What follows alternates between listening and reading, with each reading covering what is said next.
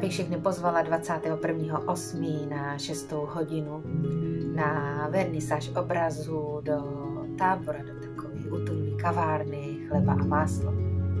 Takže kdo máte rádi umění a jste trošku požitkář a labužník, tak zajděte a uděláme si fajnový pozdní odpoledne. Těším se.